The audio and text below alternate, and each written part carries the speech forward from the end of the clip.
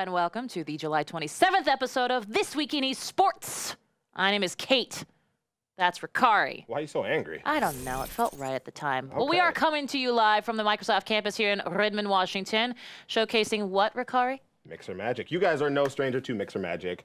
FTL, which is a unique protocol for streaming at sub-second latency and interactivity, where viewers don't just watch, they actively participate in what's happening on screen. Excuse me. Long story short, you know what's going on. Sometimes we'll respond to you guys in chat. Really, you're in control of this show. Yeah, so, That's fun, right? Scary. Total fun. No, it's not scary But it's at all. definitely fun. So nowadays, obviously, there's a lot to cover in the esports scene. And since this show is for you, you get to decide what we talk about, what you hear about, more importantly, what we can all get excited for. And that is through the voting options you'll see soon above the chat window of your device. So again, we don't get to choose what we're going to talk about. No. You do. You'll be doing that for us. We've only got 30 minutes, and those 30 minutes seem to fly by because we ramble on. So make sure to get your vote in if you want to hear your favorite esport discussed. We ramble on. Yeah, we do ramble on. We ramble. I'm trying to get my hair to look not bad. Anyway, there we go. Now, before we get into the segments that we have for this week, we start this show and every show with a treat we like to call Clip of the Week, but I'm taking it over You're for so something angry I today. call patch notes. Here we go. Where'd you come up with that name? You know, it was Just came to you, yeah? It definitely wasn't my friend Ryan Trey that did that. Whoops. Anyway, here we go. So, if there's one thing that has dominated the pro gaming gossip scene recently, try saying that 3 times fast, Rukari. Gossip scene? Gaming gossip scene? Never mind. Gaming gossip scene. It has to be the Overwatch World League. There we go. Nate's on the screen, so let me tell you why. Here's what we're going to say on getting you up to speed. Now, some of the biggest differentiators between the OWL and other similar esports leagues is the fact that they are making the teams region-specific. They want cities to have a team, much like other professional sports do, which makes sense. They want regionality to help drive fans. So, like, say if Seattle had a pro esports team that bore its name, I'd be more inclined to support them. Sonics. Though they don't, and we'll get to that later. That's for esports, sadly. Anyway, it's also reportedly very expensive to buy into the OWL with an estimated more than $20 million per city slot. It's not bad. Maybe it's up to 20 million. Chump change. Still, it's a lot of moolah. So last week, things finally got interesting with this week, like 2 days ago. Things finally got interesting. I take it back. You ready for this? 2 weeks ago, we had the announcement of the first cities and team owners. Now, heading the, you know, sometimes Thursdays come and things happen with your mouth hole that cannot be explained, and that is why you know it's live. That's why it's called Thirsty Thursday. Here's what I'll tell you. Heading the pack is NFL Patriots owner Robert Kraft, an all-around very expensive individual, claiming Boston with other teams slated for New York. With the Mets owner, actually I think it's his son technically, but then also Miami, Orlando, San Francisco. Now, one of their sponsors, obviously the city of Washington, D.C., because why would D.C. sponsor its own city? It should sponsor San Francisco. Yeah. Anyway. Makes total sense. Then rounding out the U.S. offerings in Los Angeles. Then the international contingent coming in from Shanghai and Seoul, South Korea. Both of those headed by people in the scene for sure. Here's a couple of things to know. The first year of the league will reportedly be played out of LA exclusively. So the Immortals guy, whose name I don't remember, who's actually in charge of the LA scene, is obviously going to have a little bit of a leg up. Now, the amount that's also reportedly being paid is millions of dollars, which is huge in comparison to other leagues like League LCS, where it's not nearly as expensive, but certainly not nearly as proven a moneymaker. So the LCS is less expensive, but makes more money, and the OWL hasn't made any money, but it's more expensive. That's fine. Proof of concept, whatever. I'm sure it'll take off. Overwatch, come on. But this week, we had even more news, especially for pro Overwatch players. Starting August 1st, or roughly 3 days from today, signing begins for the Overwatch World League. Now, here's what's interesting. According to the release from Blizzard, every player is currently listed as a free agent in the OWL, even if they are on established Overwatch teams. It's just like round-robin free-for-all pick 'em? It's like scout them if you got them. Plus, players can also look forward to a guaranteed 1-year contract and a minimum $50K in moolah. Plus, all your benefits, health, and pension. 401K, not pension, but you know what I mean. So there are so many moving parts of this story, so keep it here for all the latest. I just had to put that out. That's ridiculous. I know. There's so much to say that I was like, told our producer, I was like, listen, I need to go there. I need to do some stuff. But I don't get to choose anymore. You know why? Because we've got voting options? That's exactly correct, So patch notes Rukari. is done, except you're going to do it again next week. Boy, if they'll let me. You seem tired. We'll see if we can do it. All right, so your choices were Overwatch, Gfinity, Rocket League X Games, Counter-Strike DreamHack, and FIFA. Coca-Cola. And we've got, Rocket League X Games. I actually caught a little bit of this. Let's take... because we were tweeting back and forth about this. Oh, I can't wait to read this segment. French toast. Go ahead. Here we go. The Face It X Games Rocket League Invitational, that's a mouthful as well, took place alongside the Summer X Games from July 14th through the 16th. And the X Games, by the way, have a nice tradition of going alongside esports, or I should say esports coming alongside them. Winter X Games, Summer X Games. It's awesome. We loved our love there. Now, that was from July 14th through the 16th in Minneapolis, Minnesota. Now, this event featured 8 of the highest-ranking Rocket League teams in the community, 4 from the NA, 4 from Europe, as they competed for 3 days in double elimination play. NA teams were G2 Esports, NRG, Rogue, and Selfless. The EU teams were Envious, Flipside Tactics, Gale Force Esports, and the Leftovers. Oh yeah, and the prize pool these teams were fighting for, $75,000. Not a bad take-home for this game specifically. Now, the first game of the semifinals put NA teams, NRG, and Selfless head-to-head. The back and forth between these teams was impressive and intense, much like myself, but in the end, NRG was able to clinch the win. The goal in the last 10 seconds. You gotta love those buzzer beaters. So humble you are. The second game of the semifinals put Gale Force up against Team Envious, but Gale Force is certainly a force to be reckoned with, thus the name. They dominated Game 7 and earned themselves a spot in the grand final against Energy. Now, the grand final started out incredibly close. Towards the middle of the series, it appeared that Gale Force might have had the win in the bag, but Energy came back hard and took the series in the final game, solidifying themselves as the X Games Rocket League Invitational champs. Nice this title. is Energy's first live event win in North America, and being able to take out teams like Envious and Gale Force is quite the resume builder. That is fantastic. Plus, you know, Rocket League's going nowhere but up. My earpiece like a rocket. That's true. Sorry, I get he's it. having technical difficulties. That's what it is. That's Always, what right? Does. Always. But, you know, let's not talk about difficulties. Do you remember your favorite team name from that event? It's probably... They were men, and they love muffins. Oh, that's right! Muffin Men! Yes! I was so upset when the Muffin Men didn't make it. Yeah, I was watching that. You know, it's okay. I tuned in just because of that name, by the way. You know what? That's what they call marketing. All right, we're ready to move on to our rise. next segment. And your choices were Overwatch, Gfinity, Counter-Strike, DreamHack, and Pokemon. What do we got? Oh, man. Oh, yahoo! So she doesn't want to go first. One of the stops for the 2017 DreamHack Astro Open circuit was DreamHack Atlanta, which took place last weekend. DreamHack Astro Open was launched back in 2012. The 2017 circuit features CSGO across 9 different DreamHacks in 6 countries with $100,000 in prize money to claim per stop. It's not too bad for CSGO for sure. Now, and it just keeps us saying DreamHack every week. DreamHack, DreamHack, DreamHack. It's hard to say 3 times fast, though. Now, over the course of the weekend, 8 teams battled each other for the title of DreamHack Astro Open champions. Those teams were, drumroll please, Hellraisers, Binary Dragons, Envious, BRG, Renegades, Misfits, Heroic, and Godsent. Guys, I'm going to really apologize for mine. That was a good one. Snafu in the vocal area. Yeah, if you want to go ahead and just VOD that, it's fine. Oh, I know yeah, it's coming. we'll get that one later, yeah? There we go. All right, in day 1, the Renegades came out strong and qualified for the semifinals along with Heroic.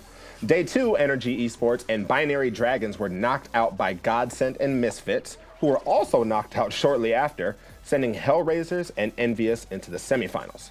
In the first match of day 3, Heroic took on Hellraisers. Heroic may have been slow to start during Mirage, but they came back to dominate both Inferno and Overpass. Now, in the second semifinal, Envious went up against Renegades, who had won their way into the semifinal on day 1. Both teams put up a good fight. The Renegades couldn't match up, and Envious took the win, which meant they were headed to the grand final against, you guessed it, Team Heroic. Now, yeah. Oh, no, please. You were so excited to start it, and I just took it from you. Go ahead. No problem. Now, during Overpass, Heroic pulled ahead for a bit, but struggled to hold on to their lead toward the end. They still managed to take the match 16-11, and that's not too shabby. Not bad at all. Now, during Cobblestone, the team started out close, but Envious quickly put some points between them and Heroic, giving them a 16-8 win and tying things up for the final match. But Inferno was where Team Envious really shined. They dominated from the start of the match, taking it 16-2. That's pretty convincing, yes? I would say. This, of course, earned them first place along with $50,000. Not bad for a weekend's worth of work. I'll take it. If you'd like to see the action for yourself, you can check out the VODs on the DreamHack YouTube channel. Excellent. Okay. Yeah. Did you see what came out again? Look, I did. You know, technical. This is what happens. Man, you know what? Crazy. But we're going to go with it because we are nothing if not professional. That's true. That's true. Never been called that before. Anywho, so let's see what's going on next. Do you want to see Overwatch, Gfinity, H1Z1, or Pokemon? Oh, we have a tie. Oh, that means we're just going to jump into the first option, yes, and that's Gfinity. Ooh, go for it. The London-based esports company Gfinity recently... Oh, my goodness. Did you guys just do that to me? That's what happens. Oh, it's okay. You know what? We can go into Overwatch. Can I? I'll let you handle it. That was a good start. I just got psyched out like no other. You can't see me. You know what? Oh, it's back again. All right, no, let's do it. Let's do it. Now I think you should go for it again. This time with feeling. You know, somebody took care of me out there. The London-based esports company Gfinity recently acquired the North American esports service firm CEVO for CEVO. Is it CEVO? All right, for $2.7 million in cash and shares.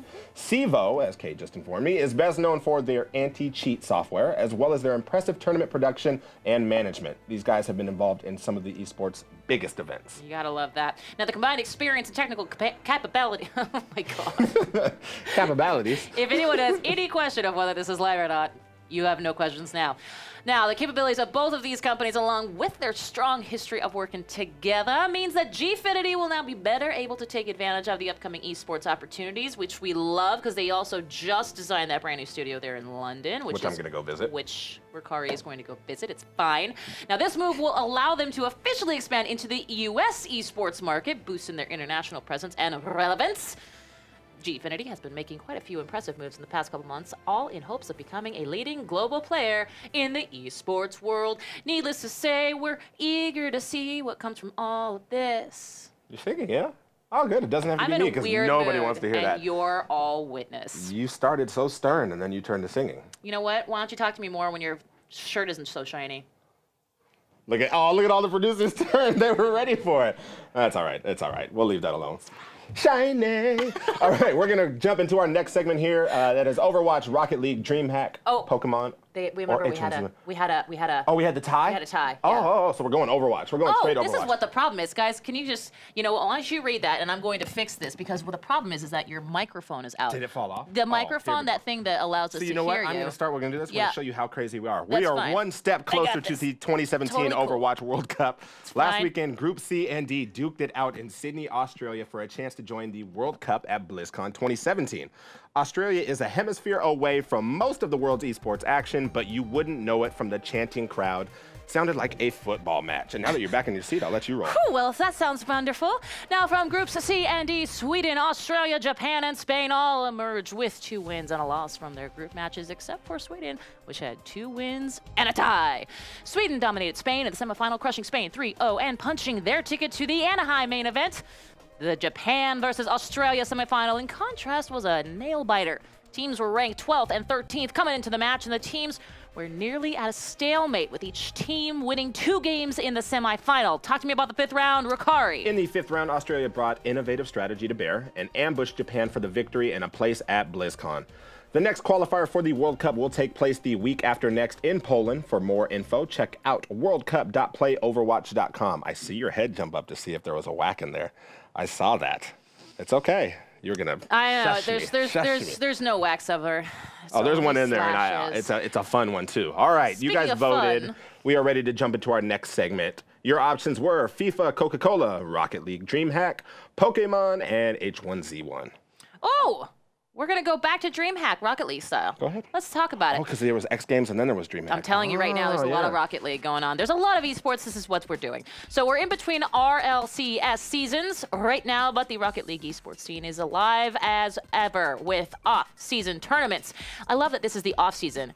And there's tournaments. I'm just saying that this is just incredible. So last weekend was DreamHack Atlanta, which we mentioned earlier, with 31 Rocket League teams and 3 days of competition. That is fierce. Rocket League Championship Series competitors and flagship teams NRG, Flipside Tactics, Gale Force, and Mock It All made appearances, but the show was dominated by none other than brand new unsigned team. Do you know them? The Muffin Men. The Muffin Men! All I want is a hoodie or some sort of zip-up with that logo on the back. Absolutely. These three gentlemen competed in online Rocket League championships on a previous team, but this was their very first LAN event. They are unsigned, don't even have uniforms. They've got, again, in other words, they're a veil. Yeah, if you make them, we will buy. It's true. Despite being the new team on the block, or the NKOTB, the Muffin Men ascended from the quarterfinals with a 3-0 defeat of Team Energy and a 4-2 win against G2. As an established, full-blown pro players, they came up and said, guess what? First LAN event? Yahtzee did not wilt under the pressure. The grand finals went all the way to 7 games with Gale Force and the Muffin Men locked 1-1 in the final match until 17 seconds. A shot from the Muffin Men was deflected off of a Gale Force player for an own goal, giving the match and the $20,000 grand prize to none other. This is the clip right here. All right, we're going to watch it. It's at 17 seconds, so just a couple more seconds. Muffin I want to see this. Men. You know what? I raged. Oh, there no. it was. And they're looking around. Wait, did that just? Well, yeah, run it Here's back. the 17 seconds. One more again. Here it is. Let's go to the videotape. Oh, no. I'm hot. I'm hot. I'm mad. The rage would be real. Now, the RLCS news registration is now open for Season 4, so go over to RLS. I know. They're just letters. Guys, I'm just going to say apologies. RLCS.gg for details. Somebody said in here, these guys aren't professional at all, and that's what makes us great. No professionality because we're here with you. That's right. I know, right? We're here with you. Really. Yeah, you didn't think this was live. Hey, you know what? Speaking of things that we're doing on this show live in front of everybody. What's that? It's called IRL Esports. Now, one of the goals of this show is to highlight the amazing people and events that happen in the esports and competitive gaming space to give them the recognition they so rightly deserve. There are esports fans out there who may not even know they're actual esports fans, so we'll put it to us to educate them as well as everyone else and bring them into the fold. Now, every week we'll try to feature a different personality in the space, and this time we have someone from 343 Industries, the gatekeepers of Halo Esports. They recently had their summer 2017 finals over at DreamHack Atlanta, and we had the chance to talk with Mike Strongside. I don't know why I keep getting his name wrong. You know, I always forget his last name, Kavana, right? Kavana? I believe so. One of the casters and people who make Halo Esports happen. Kavanaugh. Let's check him out. Hey, what's up, guys? I'm Mike Cavanaugh, also known as Strongside in the Halo Esports community. I work on the HCS, the Halo Championship Series team here at 343 Industries, and we are just constantly trying to build and grow Halo Esports. I also do some casting, so you may see me at any of the tournaments. If you see me, come up, say, hey, let me know how you like it, let me know what's going on. But we've got a lot of events coming up this year, and we're really excited. So at HCS Atlanta, we had the biggest open bracket that we've ever had. We had over 80 open teams come out to compete at the event, where they'd be battling for a chance at winning a chunk of $200,000 in prizing, and then also, more importantly, a chance to win a spot in the next season of Pro League. So there's a lot on the line here. And on top of that, we also had a free-fall. We had maxed out with the free-for-all entries at 288 players. A lot of hype. It was an incredible environment there. So two of the teams that surprised me the most through the open bracket would be Era Eternity and Oxygen Supremacy. So Oxygen Supremacy defeated Straight Rippin', knocking them down into the elimination bracket of the open bracket, where they would have to continue to fight and try and claim their spot back in the Pro League. Straight Rippin' would later fall, and Oxygen Supremacy would move forward and claim the spot in the Pro League. Ronin Esports also was the other team fighting for their lives, and they were able to secure their spot back in the Pro League as well. So we'll see some new players. We've got Rynoob and Contra kind of leading that squad, and they've been around for quite some time competing. Rynoob, definitely a little bit more well-known in the community. So it's interesting to see kind of him build this team and bring a few new guys along with him. So a lot of action happened in this 3-day tournament. A lot of stuff went down. Free-for-all, 4v4 champ bracket, 4v4 open bracket. But I think the main story that everyone should know of is that Splice defeated Optic Gaming in the grand finals, defeating them 4-2, taking their first tournament win. This young crew has just been so hungry and so passionate, constantly putting in the hours, practicing, watching over footage, and it's paid off for them. And you saw the smiles of the squad and just how happy they were You're so happy for them. And the crowd was going nuts. We had such a big crowd, the biggest crowd we've ever had at an HCS Open tournament. And the entire environment was just filled with just excitement and intensity. It's one of the coolest feelings to be a part of that. People that are thinking about getting into esports, what they should do is just go to a tournament. When you go to a tournament, you're going to feel the excitement. You're going to feel the hype and just the passion from so many players, the open players, the pro players, the people working, the people casting, everyone that's working at the tournament and just that's involved with it. You'll see how much people really care and how much passion there is just pushing behind esports and just walking around to see all the excitement. One of the biggest things I tell people, like when they come to a tournament, is watch some of these open bracket matches. Sometimes you'll see more hype in those matches than you'll see in a pro team match, just because you've got players that are competing at their first tournament or maybe their first couple tournaments, and they put together a team with their group of friends and they just decided to go out and they ended up making it far into the bracket, a lot further than they may have thought. And you see them go down to the game 5s where it's like down to the last few kills.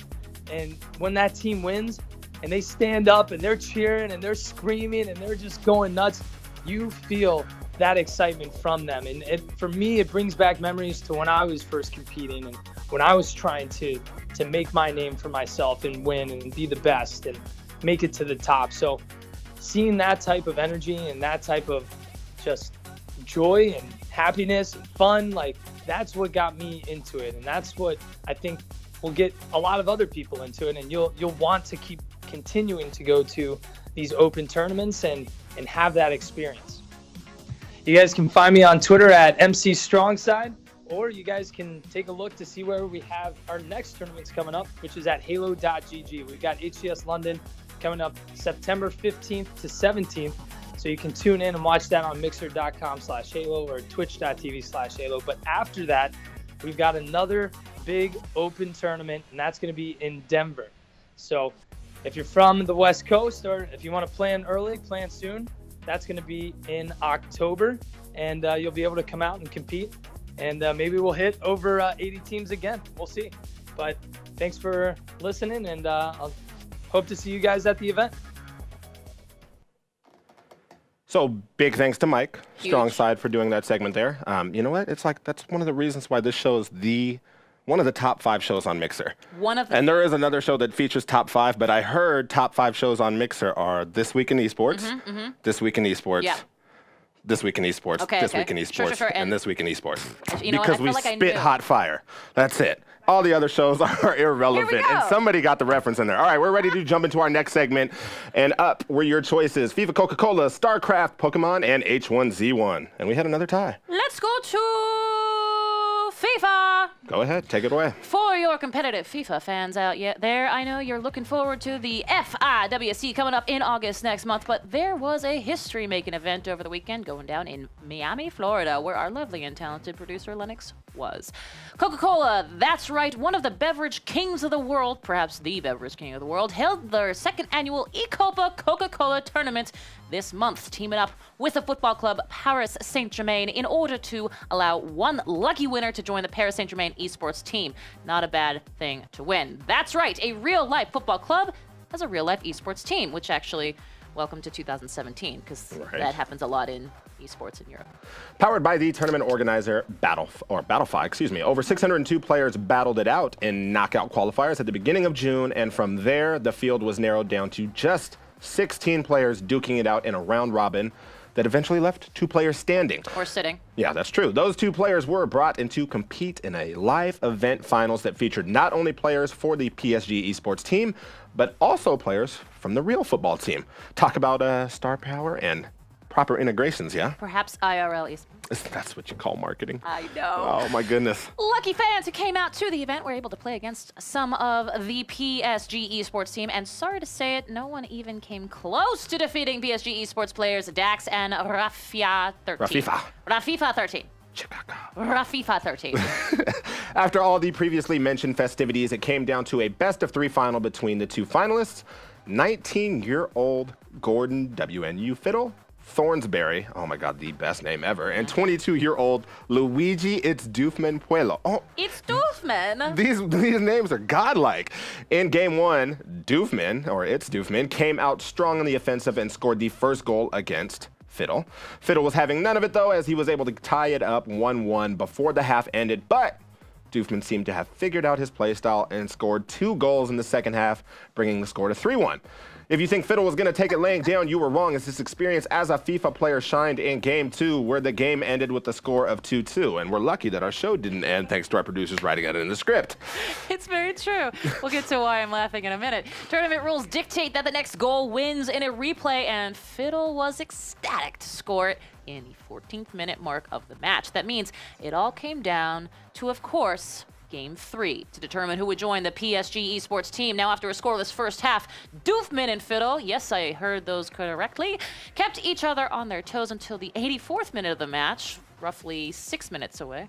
And here is a clip of this exact situation going down. We see a ball steal coming up It's like I realized how bad my eyes are when I'm over here doing this. Oh, that is how we goal. That in-the-face action, though. Took away from Doofman, and the goalkeeper didn't even see it coming.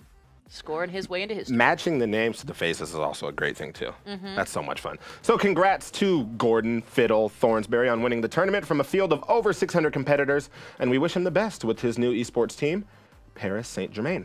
Hopefully we see a lot more integrations between real-life sports and virtual sports as competitive gaming and esports gain more acceptance in the mainstream. Or we could just keep doing what we're doing and enjoy that scene that we have right now. Either works. Catch the VOD of the tournament on Mixer.com. Whack eCopa to relive the event, and we hope to see you join more tournaments in the future. Yes, I am getting nods of approval across the room. We are good. That's a perfect spot to end it, too, don't you think? Boy, I do. But before we do, I was just going to say that at one point there was a voting.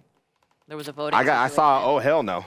Yeah, y'all are lucky. Here we go, guys. Let's talk about upcoming tournaments. You're welcome, I promise. More importantly, I wish that you would have said for him to sing, because he A, has a great singing voice, and B, it would be fun to hear you sing detailed upcoming tournaments that users can view and participate in. No, go ahead. Rukari, let's Call of Duty. Call of Duty. The Call of Duty World League is about to enter their World Championships for 2017, and the last chance qualifiers are going down today. Does that mean last week or 2 weeks ago? I don't know. Time is tough. Head over to MLG.tv to check out the matches and find out who will advance to COD Champs. Okay, StarCraft 2 fans, listen up. IEM Shanghai is already underway. We know all of you StarCraft 2 fans will be glued to your monitor to see if Zerg, Protoss, or Terran wins first place. Head over to Intel Extreme Masters, that's what IEM stands for, .com to find out the schedule and match scores. I would put a pretty good show on that IEM Masters. Smash, GOML, which stands for Get On My Level, which is also, oh God, just the thoughts behind that. You should say that. You're just so angry. I've seen it on shirts. There's a song, Never Ever. Get on my level. You what? See, I can sing the whole time. So, GOML comes back for another year of Smash Brothers Magic. A ton of your favorite Smash players will be in attendance, and be sure to check back next week as we recap the event. Type in smash.gg for more information on this event. We may recap it. I was reading that and I was like, well, it depends. If people vote on it, sure. I mean, listen, if not, we're not. You know, your choice. At this point, we have very little control, as evidenced by. Yeah, everybody saw how much control we have. By the singing and the liveness. So I want to say thank you so much for watching. We, of course, are here each and every week. 3 o'clock Thursdays, 3 p.m. Pacific, 6 p.m. for those on the East Coast, and I think 11 p.m. for those people checking us out in jolly old England. That's more math than I can handle. Be sure to follow at This Week Esports and at Mixer Channel 1 on Twitter for more information and updates when the show is going live and what's happening in the wide world of esports. And don't forget, we have the next episode of our new Gears of War series, Gears Esports Off-Season, next week, Wednesday on August 2nd at 5 p.m. Pacific, 8 p.m. Eastern, right here on Mixer Channel 1. We'll be giving away some prizes, and during our live Q&A session, we get to talk to some actual Gears Esports players. And let me tell you something, based on what we did last week, this week, 2 days ago, yesterday. Last week, 2 weeks ago, actually. Time's hard. Time's difficult to understand. But at any rate, it's going to be a good show, and it definitely was yesterday, or whatever day it was. Thank you, everyone, for putting up with us. We will see you next week. Bye.